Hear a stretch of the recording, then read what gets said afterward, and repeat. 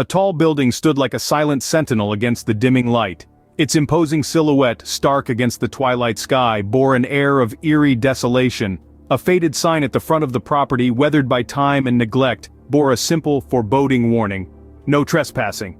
Yet this warning was ignored by a group of strangers, drawn together by a shared curiosity, a mutual thrill for the forbidden.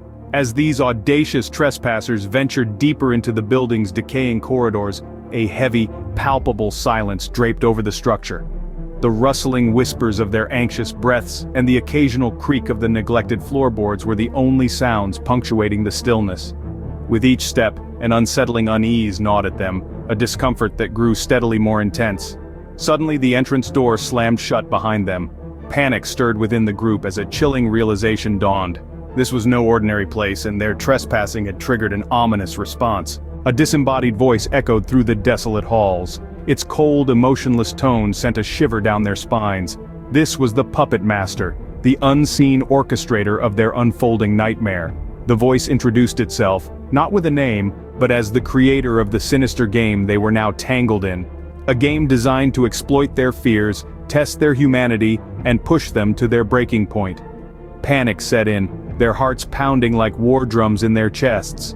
The entrance they had so casually strolled through was now sealed shut, imprisoning them within the building's decaying walls. The disembodied voice outlined the rules of the game.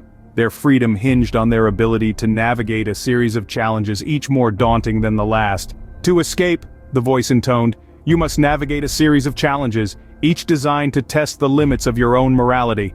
The first challenge started, a room filled with cryptic symbols and a countdown clock. The atmosphere was thick with trepidation as the strangers faced their first test. The room was filled with cryptic symbols. It was a puzzle waiting to be solved.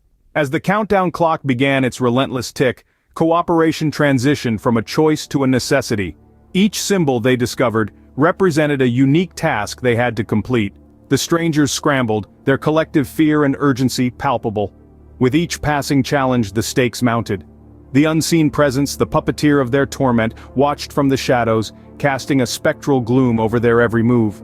The air buzzed with an undercurrent of panic, a tangible manifestation of their escalating fear. The building echoed with their desperate whispers and hurried footsteps. Then came the betrayals. Under the immense pressure of survival, the strangers turned on each other. Trust eroded, replaced by suspicion and fear. The building seemed to revel in their disarray, its decaying walls whispering secrets and amplifying paranoia. The question hung heavily in the stale air. Could one among them be colluding with their captor? In the heart of this malevolent structure they found a room of mirrors. Here their reflections were distorted both physically and metaphorically. The mirrors reflecting their distorted selves seemed to mock their plight, their fear. They were forced to confront not just their physical reality but also the darker facets of their characters that had begun to surface. As the challenges grew more psychologically taxing, the strangers found themselves in a room of whispers. Here, their deepest secrets were laid bare for all to hear, their vulnerabilities exposed.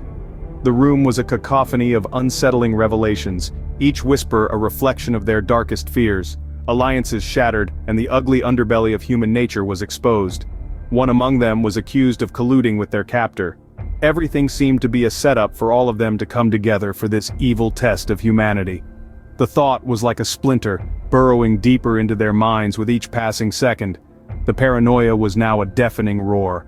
The building seemed to echo their fear and their suspicion of one another. The strangers, now prisoners of their own fear, were trapped in an escalating nightmare of their own making. One by one their secrets were laid bare. The whispers revealed betrayals, past mistakes, and haunting regrets.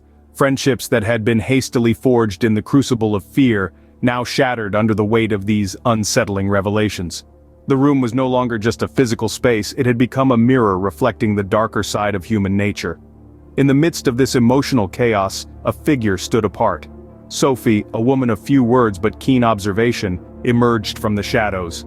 She had been a silent participant, her mind working in tandem with her heart to navigate the challenges. Now, she stepped forward, ready to take the reins of leadership. Sophie's calm demeanor and strategic mind became the group's hope to get through these psychological attacks. Under her guidance, they faced the final ordeal, a room where their darkest fears physically materialized. This room, unlike the others, was alive. It pulsed with a life force that seemed to feed off their collective anxieties. The walls of the room seemed to breathe, expanding and contracting as if in sync with their quickening heartbeats. Each dark corner, each shadowy recess, held a different terror for each of them. The room did not just present their fears, it embodied them, brought them to life in the most terrifyingly tangible way. As they confronted their deepest fears, Sophie stood steadfast, her resolve unbroken. She was their anchor, their hope in the face of despair. And as the walls continued to breathe, pulsating with the weight of their collective anxieties, Sophie led them forward, deeper into the heart of the unknown.